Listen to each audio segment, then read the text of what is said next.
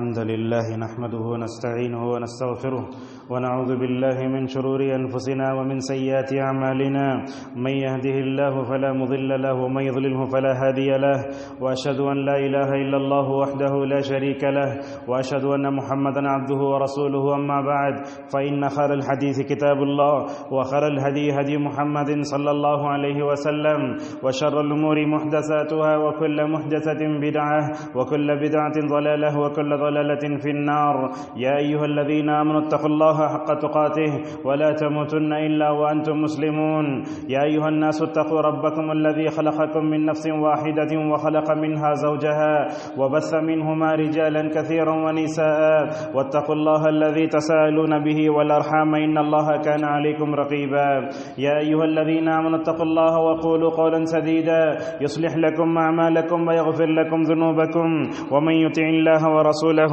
فقد فاز فوزا عظيما قال الله تعالى أعوذ بالله من الشيطان الرجيم من همزه ونفخه ونفسه هو الله الذي لا إله إلا هو الملك القدوس السلام المؤمن المهيمن العزيز الجبار المتكبر سبحان الله عما يشركون وقال عليه الصلاة والسلام اللهم أنت السلام ومنك السلام تباركت يا ذا الجلال والإكرام رواه مسلم.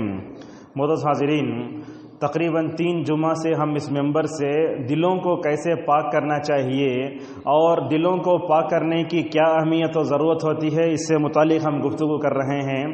آج کے خطبے میں ہم یہ بتائیں گے کہ اللہ تعالیٰ نے اور اس کے رسول صلی اللہ علیہ وسلم نے دلوں کی اصلاح کرنے کے لیے اور دلوں کو ہر طرح سے پاک رکھنے کے لیے کیا کیا دعائیں مانگی ہیں. وہ دعائیں انشاءاللہ پوری 8-10 دعائیں ہیں. ان دعاؤں کا تذکرہ کر کے ترجمہ بھی پیش کریں گے اور آخر میں جو ہے عرب کے ایک نوجوان کا ایک اہم واقعہ بھی آئے گا انشاءاللہ نوجوانوں کے لیے بڑا اہم ہوگا.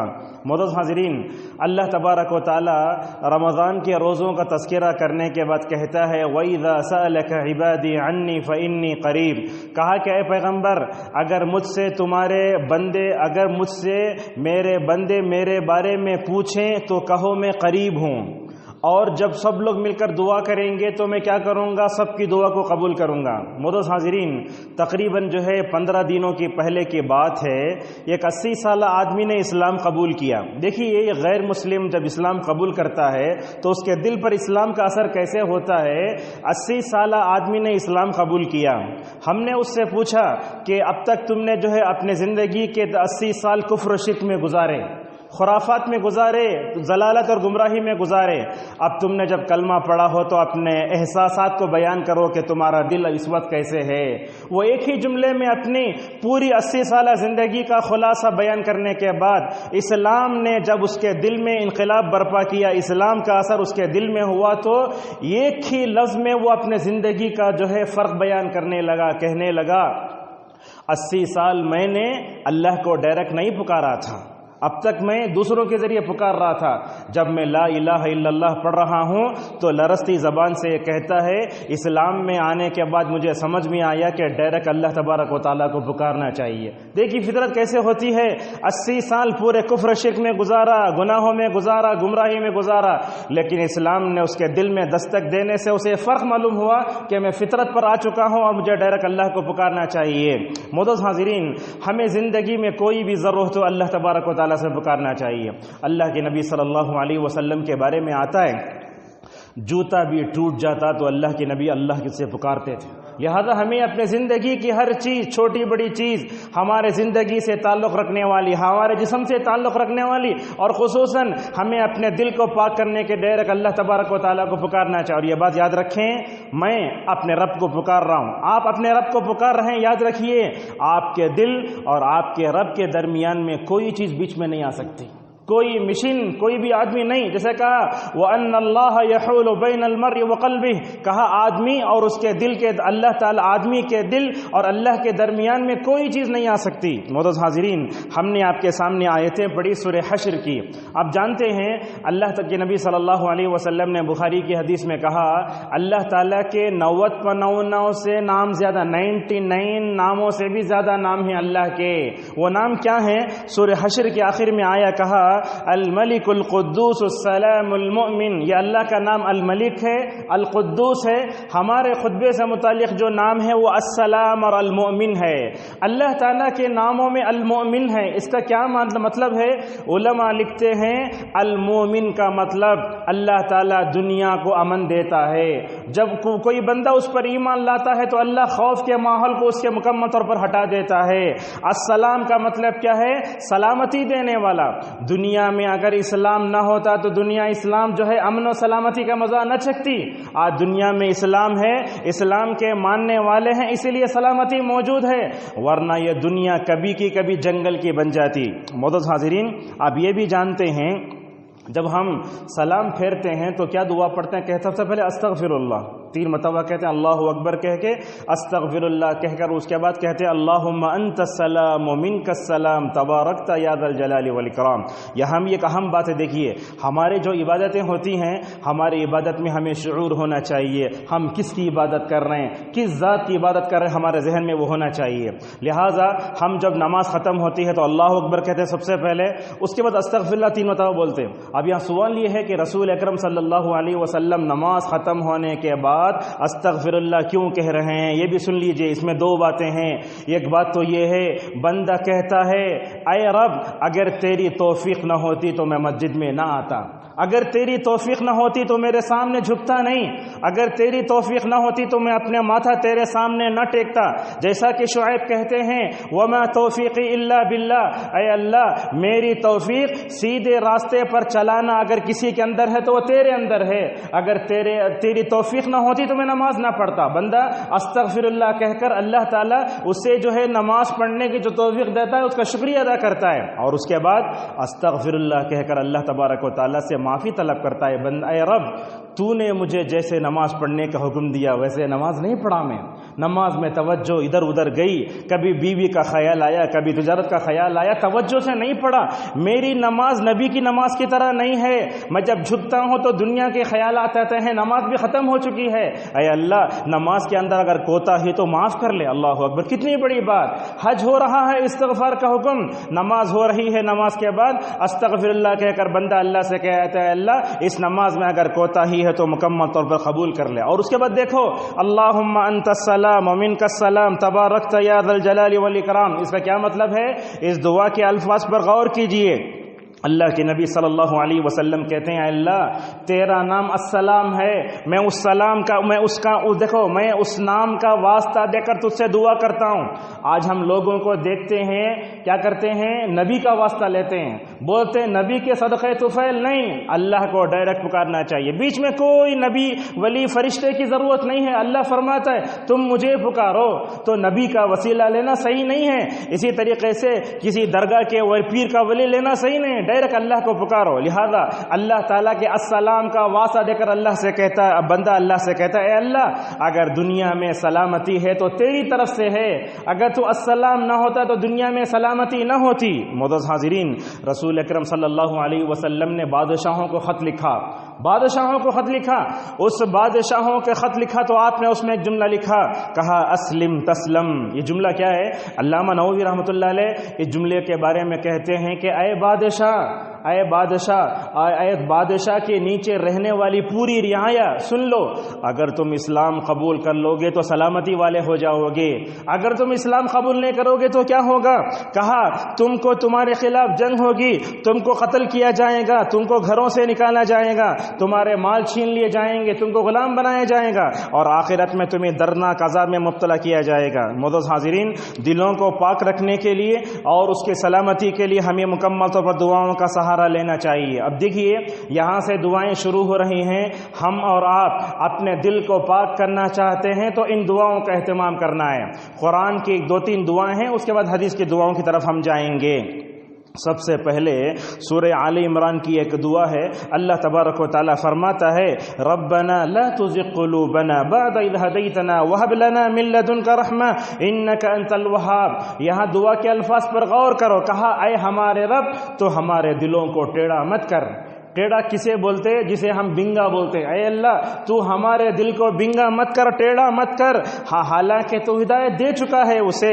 اے اللہ تو مجھے میرے اوپر ہدایت کی بارش برسا، بے شک تو بخشش کرنے والا ہے، دینے والا ہے۔ معزز حاضرین، قرآن کریم کو الٹو دیکھو، قرآن کریم کو اللہ تعالیٰ نے جتنے نبیوں کی دعائیں نقل کی ہیں، تمام دعاؤں میں ربنا بار بار آتا ہے۔ ہر نبی جو دعا کرتا ربنا بار بار آتا ہے، یہ بتانے کے لیے دعاؤں کو قبول کرنے والی ذات اللہ تبارک و تعالیٰ ہی کی ہے، ورنہ تو اللہ کے علاوہ کوئی نہیں سنتا دعاؤں کو۔ معزز حاضرین، اسی طریقے سے اس حدیث، اس دعا میں یہ بتایا گیا، اللہ تعالیٰ نے یہ بتایا کہ قرآن میں آیتوں کی دو قسمیں ہوتی ہیں، ایک ہے محکم، دوسرا ہے متشابہ، لیکن بندے دونوں پر ایمان لاتے ہوئے اللہ سے کہتے ہیں اے اللہ لا تزغ قلوبنا بعد ہدیتنا، تو نے ہمارے دلوں کو ہدایت دی، ہدایت دینے کے بعد تو ہمارے دلوں کو ٹیڑھا نہ کر، وہب لنا من لدنک رحمہ، اور کہا تو مجھے جو ہے اپنے رحمت کی بارش میں نہلا دے،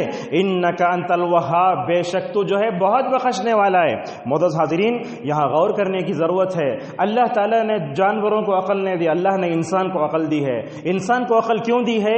یہ دیکھنے کے لیے کہ یہ جنت کے راستے پر جاتا ہے، بھلائی کے راستے پر جاتا ہے، یا برائی کے راستے پر جا کر جو ہے نعوذ باللہ جہنم کا مستحق ہوتا ہے۔ اور یہ بات یاد رکھیں، اگر ہم ہدایت پر آنا چاہیں اللہ ہدایت دیتا ہے، اگر ہم نہیں چاہے تو جو ہے کوئی ہدایت نہیں دے سکتا۔ اسی لیے اللہ تبارک و تعالیٰ نے یہودیوں کے بارے میں کیا کہا؟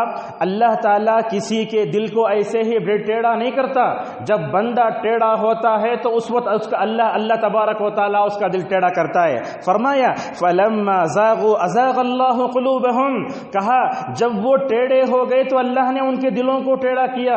تو کیا معلوم ہوا؟ دل میں ہدایت کب آتی ہے؟ جب جب بندہ جو ہے ہدایت چاہتا ہے۔ اگر بندہ ٹیڑھے راستے پر جاتا ہے تو اللہ تبارک و تعالیٰ اسے ٹیڑھا کر کے چھوڑ دیتا ہے۔ معزز حاضرین، اس دنیا میں ہم اپنی زندگی میں بہت سے دعائیں کرتے ہیں اپنے بیوی بچوں کے لیے، لیکن سب سے پہلے تو ہمیں اپنے دل کے لیے دعا کرنا چاہیے، جیسا کہ جو ہے کہا لا تزغ قلوبنا بعد اذ ہدیتنا، بندے کو سب سے پہلے اپنے دل کو مضبوط کرنے کے لیے دعا کرنا چاہیے۔ اور اس دعا سے یہ بھی معلوم ہوتا ہے دل اگر ٹیڑھا ہو جائے تو پوری زندگی ٹیڑھی ہو گئی۔ کیسے؟ ایک چھوٹا سا پودا اٹھ رہا ہے، اگر اس کے اوپر پتھر پڑ جائے تو کیا ہوتا ہے؟ وہ پورا درخت ہمیشہ کے لیے ٹیڑھا ہو جاتا ہے۔ اسی طریقے سے اگر دل ٹیڑھا ہو جائے تو سمجھو پوری زندگی ٹیڑھی، اگر دل صحیح رہے تو پوری زندگی مکمل طور پر صحیح ہو جاتی ہے۔ اور یہ بات بھی یاد رکھیں، اللہ تبارک و تعالیٰ نے کیا کہا؟ وَهَبْ لَنَا مِن لَّدُنْكَ رَحْمَةً، اس دعا میں یہ بھی بتایا گیا اگر اللہ تعالیٰ کی رحمت نہ ہو تو ہمارے دل صحیح نہیں ہو سکتے، اللہ تعالیٰ کی رحمت ہو تو ہی ہمارے دل صحیح ہو سکتے ہیں۔ اور دعا میں یہ بتایا گا اِنَّكَ أَنْتَ الْوَهَّابُ، الوہاب کا مطلب کیا ہوتا ہے؟ جو خزانوں کا مالک ہے، یعنی بندہ یہ کہتا ہے اے اللہ پوری دنیا تیری، پورے آسمان تیرے، پورے سمندر تیرے، پورے درخت تیرے، اگر میرا دل بھی ہے تو تیرے ہی ہاتھ میں ہے۔ اے بخشنے والے، اے خزانوں کے مالک، یہ تو نے میرے سینے میں جو جسم کا لوتھڑا رکھا ہے نا، تو چمڑے کا، اے اللہ تو اسے مکمل طور پر سیدھا کر دے۔ معزز حاضرین، دوسری دعا ہے دلوں کی اصلاح کے لیے، ربنا هب لنا من ازواجنا وذرياتنا قرة اعين واجعلنا للمتقين اماما۔ عموماً کیا ہوتا ہے؟ خطبہ نکاح ہو تو لوگ دعا پڑھتے ہیں ربنا هب لنا من ازواجنا وذرياتنا، رحمان کے بندے جو ہوتے ہیں ان کی دعائیں کیسی ہوتی ہیں؟ کہتے ہیں اے اللہ جب میں اپنی بیوی کو دیکھوں تو میری آنکھوں سے میری آنکھیں ٹھنڈی ہو جائیں، جب میں اپنے بچوں کو دیکھوں تو میری آنکھیں ٹھنڈی ہو جائیں۔ کیا مطلب ہے؟ آدمی کی بیوی اور اس کے بچے اس کے لیے آنکھوں کی ٹھنڈک بن جائے، کیا مطلب ہے؟ حضرت عبداللہ ابن عباس رضی اللہ عنہما سے پوچھا گیا تو کہا آدمی دیکھتا ہے کہ اس کی بیوی اللہ کے سامنے جھک رہی ہے، آدمی دیکھتا ہے کہ اس کا بیٹا اللہ کے سامنے جھک کر رکوع سجدہ کر رہا ہے، جب وہ اللہ کے سامنے جھک کر رکوع سجدہ کر رہے ہیں تو بندے کو بڑی خوشی ہوتی ہے اور آنکھوں سے آنسو آ جاتے ہیں۔ یاد رکھیے یہ آنکھوں سے جو آنسو آتے ہیں وہ 10 قسم کے ہوتے ہیں، جو غم کے ہوتے ہیں وہ گرم ہوتے ہیں، آپ کو جانتے ہیں جیسے ہی وہ آنسو گرتے ہیں تو یہاں محسوس ہوتا ہے گرم ہوتا ہے وہ آنسو، لیکن خوشی کے جو آنسو ہوتے ہیں وہ ٹھنڈے ہوتے ہیں اور اس کو انسان پینے لگتا ہے. جیسے ہمارے پاس ہوتا ہے 10 کا رزلٹ آ گیا, PUC کا رزلٹ آ گئی, MBBS کی رزلٹ مل گئی, تو ہم خوشی سے جو ہے کیا کرنے لگتے ہیں, خوش ہو جاتے ہیں. نہیں, سب سے پہلے کب خوش ہونا چاہیے؟ جب میرا اور آپ کا دل صحیح ہو جائے, اس وقت مکمل طور پر ہمیں جو ہے خوش ہونا چاہیے. معزز حاضرین, رسول اکرم صلی اللہ علیہ وسلم نے کیا کیا دعائیں مانگی دیکھیے. حضرت انس رضی اللہ عنہ کہتے ہیں رسول اکرم صلی اللہ علیہ وسلم دعا بہت پڑھتے تھے. ہو سکتا ہے یہ دعا آپ لوگوں میں سے کئی لوگوں کو یاد ہو. یا مقلب القلوب ثبت قلبی علی دینک, اے اللہ, اے قلوب, اے دلوں کو جمانے والے, میرے دل کو تیرے دین پر جما دے. آج کا دور فتنے کا دور ہے, قدم قدم پر انسان کو آزمائش ہے. کبھی انسان کو اخلاق کے بارے میں آزما کر اس کے ایمان کے بارے میں آزمایا جا رہا ہے. کبھی آج ایسے حالت پیدا ہو رہے ہیں, تنہائی میں آپ کے ایمان پر آنچ آ رہی ہے. ایسے وقت میں دعا کرنا چاہیے, یا مقلب القلوب, اے اللہ فتنوں کے اس دور میں میرے دل کو تو تیرے دین پر جما دے. اللہ اکبر. حضرت ام سلمہ رضی اللہ عنہ رسول اللہ صلی اللہ علیہ وسلم کی بیوی ہیں, اور ایک روایت میں عائشہ ہیں, اور ایک روایت میں انس. یہ تینوں صحابہ نے مل کر نبی کریم صلی اللہ علیہ وسلم سے پوچھا آمنا بک وبما جئت به, اے یا رسول اللہ, یہ دعا کیوں پڑھتے ہیں آپ بار بار, اکثر پڑھتے, حالانکہ ہم آپ پر ایمان لے آئے, آپ کی لی ہوئی کتاب پر ایمان لے آئے. تو اللہ کے نبی صلی اللہ علیہ وسلم نے اس موقع پر کیا فرمایا, کہا اے صحابہ اکرام کی جماعت, تمہارے دلوں کے بدل جانے کا مجھے اندیشہ ہے. اللہ اکبر. نبی اپنے زمانے میں صحابہ کے بارے میں کہتے ہیں کہ تمہارے دلوں کے بدل جانے کا مجھے خوف ہے. نبی کے چلے جانے کے بعد 1400 سال گزر گئے, ہمیں اپنے دلوں کی کتنی فکر کرنا چاہیے. ایک نبی اپنے صحابہ کی فکر کر رہے ہیں, کہہ رہے ہیں اللہ کے رسول صلی اللہ علیہ وسلم تمہارے دلوں کے بدل جانے کا مجھے خوف ہے. صحابہ کہتے ہیں یا رسول اللہ آپ موجود ہیں نا, ہم آپ پر ایمان لے آئے نا, آپ کی کتاب پر ایمان لائے. تو اللہ کے نبی صلی اللہ علیہ وسلم نے اس موقع پر کیا فرمایا, دل کو بدلنے کے لیے سیکنڈ بھی نہیں لگتے. آپ نے کہا ان القلوب بین اصبعین من اصابع اللہ یقلبها کیف یشاء. کہا یہ غور سے سنو, میرا اور آپ کا دل اللہ تعالیٰ کی 2 انگلیوں کے درمیان میں ہے. اللہ اکبر. اللہ تعالیٰ کی انگلی کیسی ہے وہ ہم نہیں جانتے, اللہ کے نبی نے بتایا, ہمیں ایمان لانا چاہیے. اگر میں بولوں تو وقت نہیں میرے پاس. اللہ کے نبی صلی اللہ علیہ وسلم کے پاس ایک یہودی آیا, وہ کہنے لگا اے محمد صلی اللہ علیہ وسلم, میں توریت میں پڑھتا ہوں کہ قیامت کے دن پورے آسمان ایک انگلی پر ہوں گے. اللہ اکبر. اور پورے درخت ایک انگلی پر ہوں گے, پورے آسمان ایک انگلی پر ہوں گے, اور پوری مخلوق اللہ تبارک و تعالیٰ ایک انگلی پر رکھے گا. ہم آدھا کلو شکر کا پیکٹ نہیں پکڑ سکتے, اللہ تعالیٰ کی انگلی کا حال کیسے ہوگا. کہا پوری مخلوق اللہ کی ایک انگلی پر ہوگی. فرمایا رسول اللہ صلی اللہ علیہ وسلم نے, اللہ تعالیٰ پوری مخلوق کو اپنی ایک انگلی پر رکھ کر ہلائے گا. اللہ اکبر. ہلائے گا ایسے, اور پوچھے گا کہاں ہے بے دنیا میں تکبر کرنے والے, کہاں ہے دنیا میں اپنے آپ کو بڑا بولنے والے, ذرا بتاؤ آج. تو کیا معلوم ہوا, اس انگلیوں کے درمیان میں ہے ہمارا دل. اللہ تبارک و تعالی جیسے چاہتا ہے اسے پھیرتا ہے. بعض روایتوں میں آیا وَإِذَا شَاءَ زَاغَ, جب بندہ چاہتا ہے تو اللہ ٹیڑھا کر دیتا ہے, بندہ ہدایت پر آنا چاہتا ہے تو اللہ تبارک و تعالی مکمل طور پر اسے یہ کر دیتا ہے. معزز حاضرین, مسلم کی روایت ہے, اللہ کے نبی دعا زیادہ پڑھتے, اللہم یا مصرف القلوب صرف قلوبنا علی طاعتک, اے دلوں کو پھیرنے والے تیری اطاعت کے لیے میرے دل کو جمع کے رکھ دے. آج جمعہ کا دن ہے نا, ہم اور آپ نماز جمعہ کے لیے آئے ہیں, لیکن نماز عصر میں ہماری مسجدوں کا حال کیا ہوتا ہے. جمعہ کو نماز پڑھ کر جاننے کے بعد صدق دل سے اچھے انداز سے اللہ کے سامنے ہاتھ اٹھا کر دعا کرو, اے اللہ جیسے تو نے نماز جمعہ کے لیے میرے دل کو پھیرا, جمعہ کے دن نماز عصر کے لیے بھی تو پھیر دے. یہ اللہ تبارک و تعالیٰ سے دعا کرو. اور معزز حاضرین, یہ جو آپ اب دعا پیش کرنے جا رہے, سمجھو آج کے خطبے کی پوری اہم دعا ہے. طبرانی کی روایت ہے, مسند احمد میں بھی ہے, اہل علم نے اس کو صحیح کہا ہے. اللہ کے نبی صلی اللہ علیہ وسلم نے فرمایا, اے شداد جملے سنو.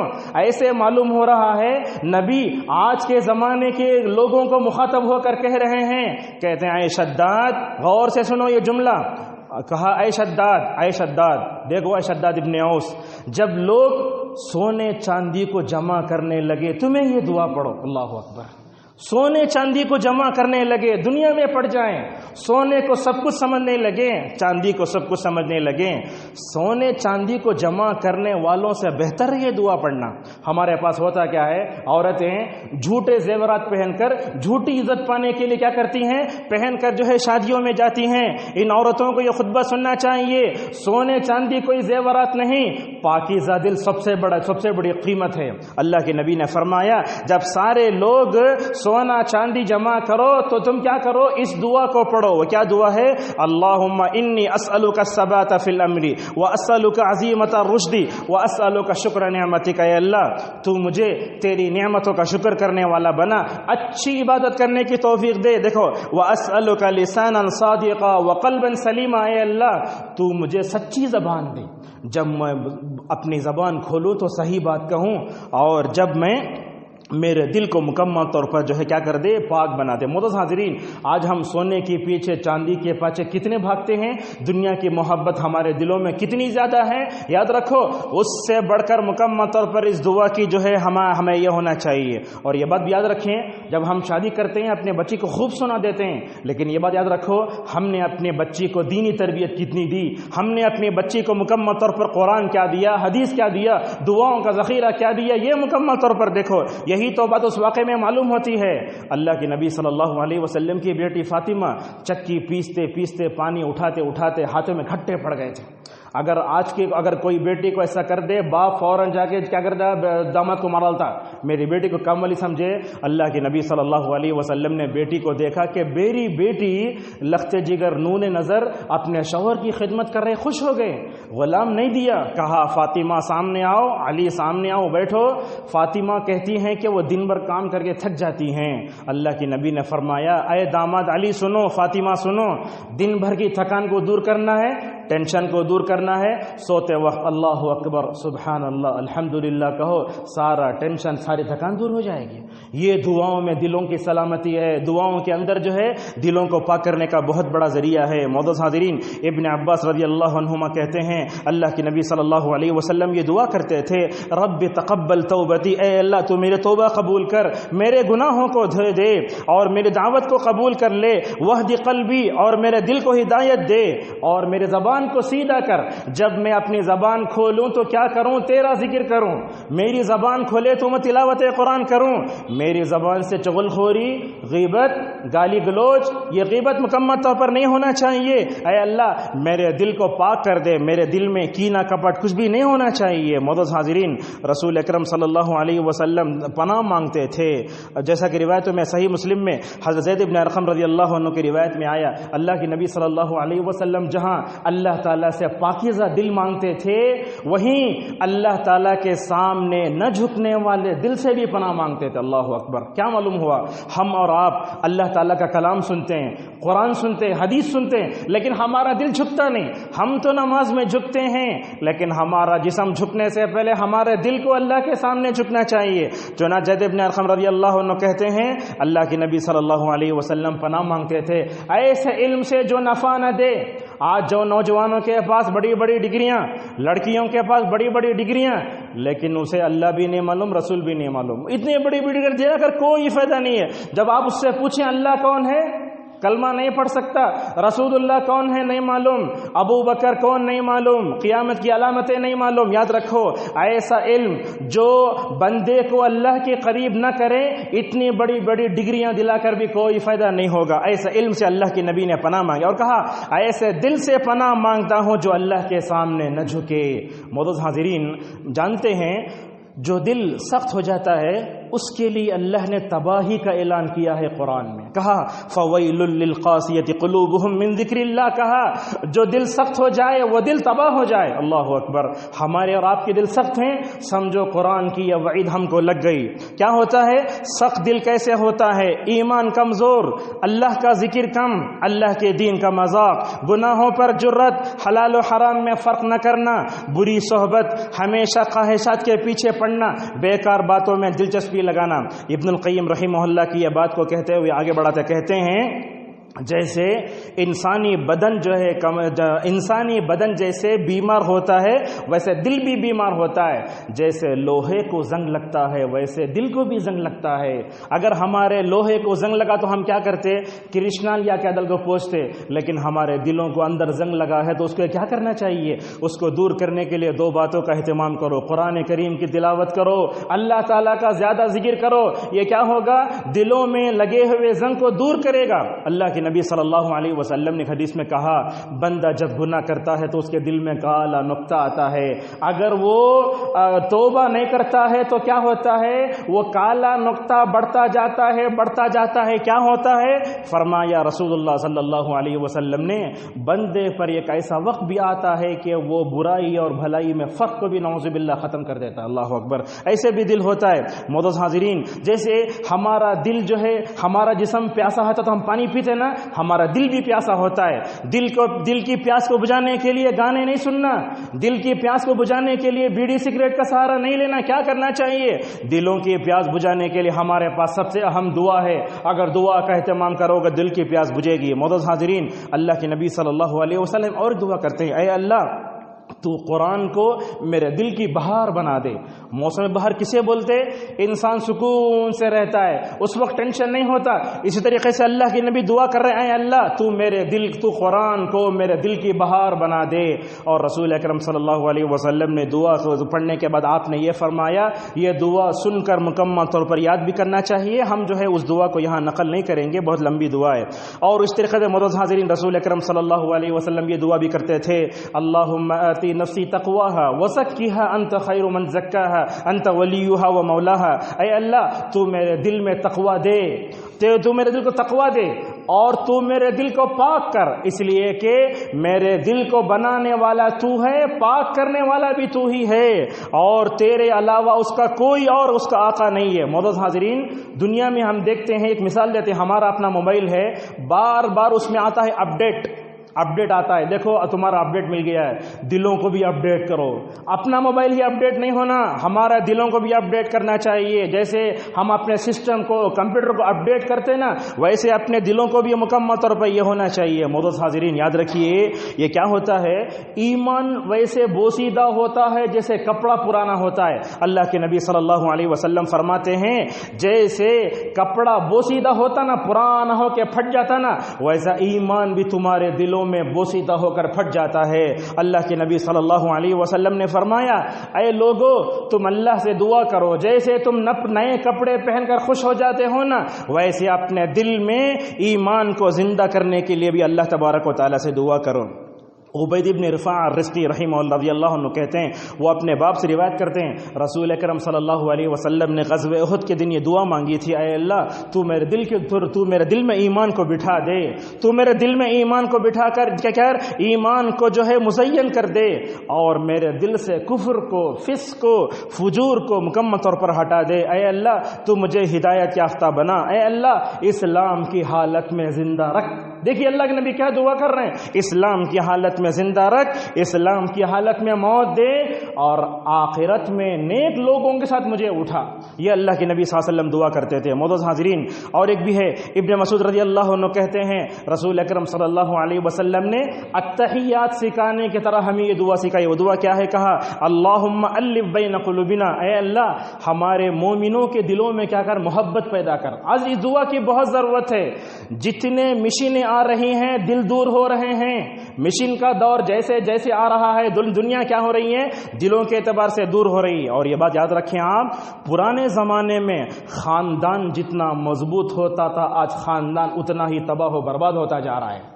آج بیٹی شادی کر کے لاتے آپ بہو کو, پہلے دنج بولتی چلو الگ چلیں گے میں, اللہ اکبر. دیکھیے خاندان کیسے تباہ و برباد ہو رہا ہے. یاد رکھیے, مشینیں جتنے کم تھی انسان بڑا سکون سے زندگی گزارتا تھا. آج مشینیں جتنے زیادہ ہو رہی ہیں, ہمارے دلوں میں جو ہے مکمل طور پر پریشانی شروع ہو رہی ہے.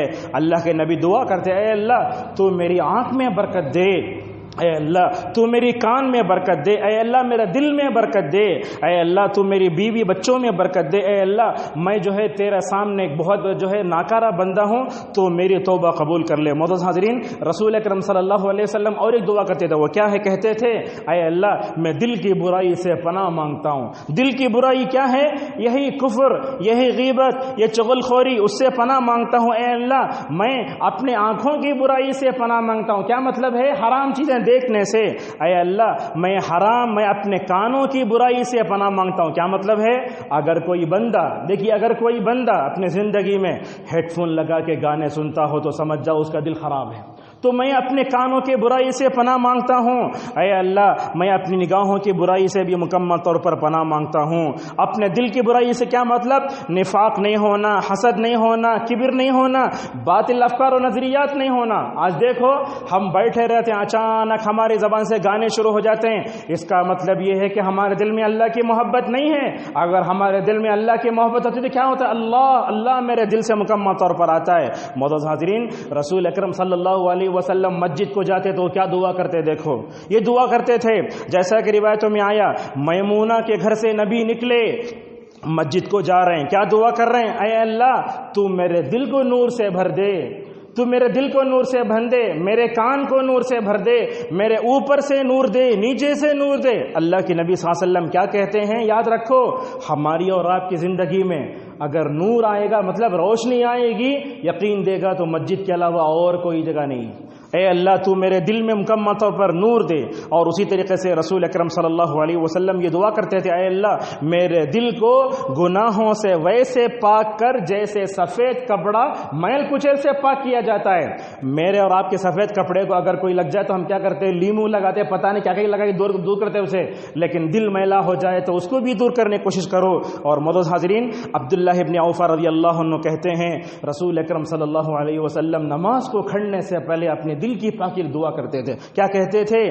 اے اللہ میرے دل کو گناہوں نے جلا دیا ہے۔ الفاظ کو دیکھو، میرے دل کو گناہوں نے جلا دیا ہے، اے اللہ تو مجھے معاف کر کے گناہوں کی یہ گرمی کو ختم کر کے میرے دل کو مکمل طور پر ٹھنڈا کر دے۔ اور اسی طریقے سے معزز حاضرین، آج کے یہ خطبے کی آخری دعا ہے۔ اللہ تعالیٰ فرماتا ہے مومن کیا ہوتا ہے؟ اے اللہ کسی بھی مومن کے بارے میں میرے دل میں کینہ کپٹ نہ رکھ۔ اور اسی طریقے سے آخری آج کے خطبے کی چیز ہے، انشاءاللہ 4-5 منٹ میں ہمارا خطبہ جو ہے ختم ہو جائے گا۔ وہ کیا کہتے ہیں؟ نبی صلی اللہ علیہ وسلم کے پاس ایک آدمی آیا، نوجوان غور سے سنو یہ واقعہ۔ ابو امامہ رضی اللہ عنہ کہتے ہیں کہ نبی کے پاس ایک آدمی آیا، آ کر کیا پوچھنے لگا، یا رسول اللہ مجھے زنا کی اجازت دو۔ بہت بڑا سوال تھا۔ صحابہ اکرام دلوں کے بڑے پاکیزہ تھے، اٹھ کر مارنے لگے اس آدمی کو۔ اگر آپ لوگوں میں سے کوئی بھی اگر مجھے میرے سے زنا کا سوال کرے گا، یقیناً میں کیا کروں گا؟ اسے سب کے سامنے ڈانٹوں گا اور تھپڑ مار دوں گا۔ نبی رحمت ویسے نہیں تھے۔ آپ کیا کرتے تھے؟ گنہگاروں سے نفرت نہیں کرتے، گنہگاروں کے گناہ سے نفرت کرتے تھے۔ یہی تعلیم رسول اللہ صلی اللہ علیہ وسلم نے ہمیں سکھائی۔ آپ نے صحابہ سے کہا چھوڑو اسے۔ وہ اللہ کے نبی صلی اللہ علیہ وسلم کے قریب ہو گیا، اتنا قریب ہو گیا کہ اس نے اپنے گھٹنے نبی کے گھٹنے سے لگا دیے۔ اللہ اکبر، نبی کے گھٹنے سے اپنے گھٹنے لگا دیے۔ آپ نے پوچھا نوجوان تم کیا سوال کرنا چاہتے ہو؟ اس نے کہا یا رسول اللہ آپ مجھے زنا کی اجازت دیجیے۔ دوبارہ وہ سوال کر رہا ہے۔ رسول اکرم صلی اللہ علیہ وسلم نے ایسے سوالات کیے، یہ تربیت کا انداز دیکھو کیسے ایک ایک سوال کرتے گئے، اس کے دل میں تیر بن کر یہ سوال جو ہے کرتا گیا۔ آپ نے اس سے پوچھا اے آدمی کیا تم اپنی ماں کے ساتھ زنا کرنے کو پسند کرو گے؟ اللہ اکبر۔ تو اس نے کہا یا رسول اللہ میں نہیں، دنیا کا کوئی بھی آدمی اپنی ماں کے ساتھ زنا کرنے کو پسند نہیں کرے گا۔ پہلا لفظ ماں کی عظمت بٹھایا، تم جس ساتھ زنا کرنے جاؤ گے نا، یا تو وہ کسی کی ماں ہوگی اور تمہاری ماں کے ساتھ زنا کرو گے تو تم اس کو پسند نہیں کرو گے۔ اس کے بعد آپ نے فرمایا کہ اے آدمی تم یہ بتاؤ کیا تمہاری خالہ کے ساتھ کوئی زنا کرنے کو پسند کرو گے؟ اس نے کہا یا رسول اللہ میں نہیں، بلکہ دنیا کا کوئی بھی آدمی پسند نہیں کرے گا۔ آپ نے اس کے بعد بہن کا ذکر کیا، خالہ کا ذکر کیا، پھوپھی کا ذکر کیا، وہ آدمی کہتا جاتا یا رسول اللہ نہیں، کیسے دل کو، اس کے دل میں زنا کی جو ہے گندگی تھی، اس کے دل کو کیسے نکالا. اور نبی صلی اللہ علیہ وسلم وہ آدمی اٹھ کر جانے لگا تو آپ نے اپنا ریشم سے زیادہ نرم ہاتھ، معلوم ہے نبی کا ہاتھ کیسے ہوتا تھا؟ نرم، ریشم سے زیادہ نرم. نبی سے ملتے تو صحابہ کہتے کبھی کبھی تو ایسے معلوم ہوتا کہ ریشم سے زیادہ نرم ہے رسول اللہ صلی اللہ علیہ وسلم کا ہاتھ. آپ نے اپنے ریشم سے زیادہ نرم ہاتھ اس کے سر پر رکھا. 3 جملے ارشاد فرمائے. دیکھو ایک گنہگار کو کیسے اس کے دل کو پاک کر رہے ہیں. اللہ کے نبی صلی اللہ علیہ وسلم کہتے ہیں اے اللہ اس کے دل، اس کے گناہ کو بخش دے، اس نے جو مجھ سے گناہ کے بارے میں سوال کیا نہ کر دے. اور کہا وطہر قلبہ، اے اللہ اس کے دل کو پاک کر دے. دوسرا ہے اے اللہ اسے تو اپنے شرمگاہ کی حفاظت کی توفیق دے. اللہ اکبر. 3 دعائیں آپ صلی اللہ علیہ وسلم نے کی. راوی حدیث کہتے ہیں ابو امامہ الباہلی رضی اللہ عنہ، نبی صلی اللہ علیہ وسلم کی دعاؤں کا نتیجہ تھا وہ نوجوان اپنی زندگی میں کبھی دوبارہ زنا کی طرف مائل نہیں ہوا. یہ واقعہ ذکر کرنے کے بعد سعودی عرب کے بہت بڑے عالم دین عبدالرزاق البدر حفظہ اللہ کہتے ہیں آج ہمارے معاشرے میں کتنے ایسے نوجوان ہیں جو زنا کی طرف جا رہے ہیں، لیکن ہم ان کو جاہل سمجھ کر سختی سے ان کو اپناتے نہیں. ہمارا جو جاہل نوجوان ہے ہماری مہربانی کا، رحمت کا، محبت کا زیادہ مستحق ہے. اس کو محبت سے سمجھانا ہماری اپنی ذمہ داری ہے. اگر ہم نے نوجوانوں کو سختی سے، جہالت سے نپٹے تو یاد رکھو برائی سے بھلائی کی طرف آنے کے بجائے برائی میں اور چلے جائے گا. معزز حاضرین، آخری واقعہ بیان کر کے اپنی بات کو ختم کرتے ہیں. وہ کیا ہے؟ جانتے ہیں شب قدر جو ہوتی ہے یہ رمضان کی راتوں میں بڑی افضل رات ہوتی ہے. معلوم ہے 80 سال کی عبادت سے زیادہ ثواب ملتا ہے ان راتوں میں. یہ سال بھر کی راتوں میں سب سے افضل راتیں ہوتی ہیں شب قدر کی. کہتے ہیں عبدالرزاق البدر حفظہ اللہ، مدینے کا واقعہ، 27ویں شب قدر کا واقعہ ہے. وہ کہتے ہیں اور سے نوجوانوں، میں اپنے باپ کے ساتھ، میں اپنے دادا کے ساتھ کار میں حرم کو جا رہا تھا تراویح پڑھنے کے لیے. کون سی رات تھی؟ 27ویں رات تھی. جا رہا تھا تو میں دیکھ رہا ہوں کہ راستے میں یہ کار ہے، کار کھلی ہے، اس کے چاروں دروازے کھلے ہیں، زور سے گانے چل رہے ہیں. اللہ اکبر. مدینہ. پھر اس کے بعد 27ویں رات، اور اس کے بعد نوجوان بڑے بڑے بال، ان کے معلوم ہوتے بڑے بڑے بال، اور اس کار کے چاروں دروازے کھلے، گانے چل رہے ہیں. یہ شیخ کیا معلوم ہے نوجوانوں کو سیدھی راہ پر جب تک نہیں لاتے اس وقت تک چھوڑتے نہیں. یہی ہر عالم کا شیوا بھی ہونا چاہیے. وہ کہتے ہیں میں اپنے باپ کو، دادا کو اپنے کار میں بٹھا کر نیچے اتر کر گیا ان کے پاس. جا کر بولا نوجوانوں کتنی رات ہے، تقدیروں کو بدلنے والی رات، اللہ اکبر، سلامتی کی رات، گناہوں سے پاک کرنے والی رات، اللہ کا انعام پانے والی رات، 80 سال سے زیادہ عبادت کا ثواب جو ہے حاصل کرنے والی رات. تم تو عبادت نہیں کرتے، تم بھی دعا نہیں کرتے، ذرا دوسروں کو تو نماز پڑھنے دو، ذرا دوسروں کو کیا کرو، ذرا دوسروں پر رحم کرو. تو کیا کہتے ہیں عبدالرزاق البدر حفظہ اللہ، اور میں سوچنے لگا ان کو کیسے اچھا کروں، میں یہ راہ سے ہٹے ہوئے نوجوانوں کو راہ پر کیسے لاؤں. تو کہتے ہیں میں نے ان کو بلایا، کہا نوجوانوں اگر تمہارے پاس پانی ہو تو جاؤ ذرا وضو کر کے آؤ. اللہ اکبر. وضو کر کے آؤ. وضو کر کے آئے تو کیا ہوتا؟ وضو کرنے سے سارے گناہ معاف ہو جاتے. ابن ماجہ کی روایت میں آیا وضو کا آخری خطرہ بھی اگر نیچے پڑتا ہے، ناخن کے نیچے اگر گناہ ہو تو وہ بھی جھڑ جاتا. اللہ اکبر. اتنی بڑی بات. وضو کرتے ہیں ہمارے گناہ جھڑتے جاتے ہیں. تو وضو کر کے آ گیا، نوجوان کو بلایا، کہا تمہیں یہ دعا یاد ہے جو ہمیں شب قدر میں پڑھتے؟ اللہم انک عفو تحب العفو فاعف عنی، اے اللہ تو معاف کرنے والا ہے، معافی کو پسند کرتا ہے، مجھے معاف کر دے. شیخ کہتے ہیں نوجوانوں کو جب تک وہ دعا یاد نہیں ہو وہاں سے ہٹے نہیں. ان کو دعا پڑھنے نہیں ہو رہا ہے، دعا پڑھے دعاؤں کو پڑھوایا، اور اس کے بعد ان نوجوانوں کی تقدیر کو اللہ کے حوالے کر کے شیخ حرم کو چلے گئے. کہتے ہیں 5-6 سال کے بعد، یہ دیکھو 5-6 سال کے بعد ایک جگہ درس دینے گیا. درس ختم ہونے کے بعد ایک نوجوان ہے، بڑی داڑھی ہے، اچھے کپڑے پہنے ہوئے شیخ کو سلام کر رہا ہے. اللہ اکبر. سلام کر رہا ہے. تو نوجوان کیا کہتا معلوم ہے؟ شیخ مجھے جانتے آپ؟ تو بولتے نہیں. تو بولے وہ 27ویں رات میں ہم گانے سن رہے تھے، میں وہی نوجوان ہوں. 27ویں رات میں جو گانے سن رہا تھا نا وہی نوجوان ہوں. میری زندگی میں اس رات نے ایسی تبدیلی لائی، آپ نے مجھے جو دعا سکھائی نا اللہم انک عفو تحب العفو فاعف عنی، اس دعا نے میری زندگی کو بدل دیا. میں گانے پسند کرتا تھا، آج قرآن پڑھنے لگا ہوں، میں نے داڑھی رکھی ہے، کبھی میں آج کے اس کے بعد سے میں نے جو ہے کبھی جو ہے کس کی طرف پلٹ کر نہیں دیکھا، گناہ کی طرف پلٹ کر نہیں دیکھا، تو کیا معلوم ہوا؟ شب قدر کی راتیں یہ بندے کو گناہوں سے پاک کر کے اللہ کے قریب کرتی ہیں۔ ایک معمولی سی دعا نے کیا کیا؟ نوجوان کی زندگی بدل دی۔ تو معلوم ہوا ہم بھی اگر اپنے دلوں کو پاک کرنا چاہتے ہیں انہیں دعاؤں کا مکمل طور پر سہارا لینا ہوگا۔ بہرحال خطبہ تھوڑا طویل ہو، یہیں ہم یہ بات کو ختم کرتے ہیں۔ کہنا یہ ہے بندے کے دل اور اللہ کے درمیان میں کوئی چیز حائل نہیں ہو سکتی۔ ہم اور آپ اپنے دلوں کو پاک کرنا چاہتے، دعاؤں کا سہارا لو۔ جو دعائیں ہم نے آپ کے سامنے بتائی ان دعاؤں کو پڑھو۔ اللہ تبارک و تعالیٰ سے ہماری دعا ہے کہ اللہ تعالیٰ ہمیں اپنے دلوں کو پاک کرنے کے لیے اللہ اور اس کے رسول صلی اللہ علیہ وسلم نے جو دعائیں بتائیں ان دعاؤں کے تمام توفیق عطا فرمائے۔ وآخر دعوانا الحمد للہ رب العالمین۔